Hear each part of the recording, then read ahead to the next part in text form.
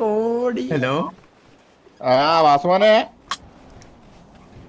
ആ മുച്ചിരിയുടെ വാപ്പ.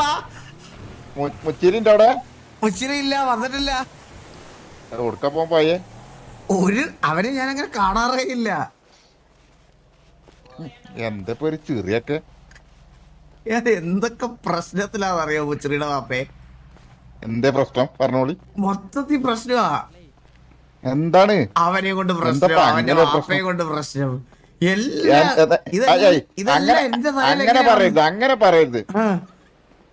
ഞാൻ ഇപ്പൊ എന്താ ഇങ്ങക്ക് അതാ കണ്ണും കാണണില്ലേ നായിക്കൊന്നും. ഞാനിപ്പോ ഇങ്ങക്ക് എന്ത് തുലിമ ഉണ്ടാക്കിയത് എന്നെ കൊണ്ട് പ്രശ്നം ഉണ്ടാകാന്? ഇടക്കിടക്ക് ഇങ്ങനെ വിളിച്ച് മുച്ചിരിയെ പറ്റി തിരിക്കുന്നത് എനിക്ക് ബുദ്ധിമുട്ടല്ലേ?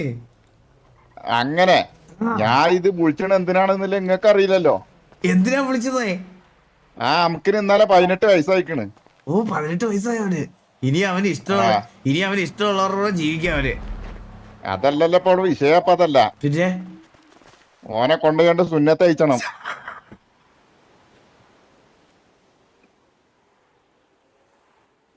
ഹലോ,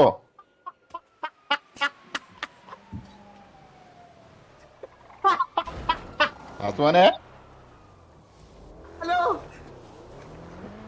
അല്ല അവിടെ ഉണ്ടോ? കൊടുക്ക പോയി പോണത് ഇടക്കിടക്ക്.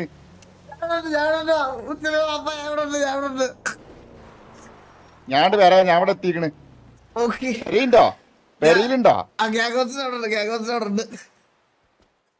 അല്ല, ഓനെ കൊണ്ടുപോയിക്കാണ്ട് സുന്നത്ത് അയപ്പിച്ചണം. ഇനിയിപ്പോ 18 വയസ്സായില്ലേ.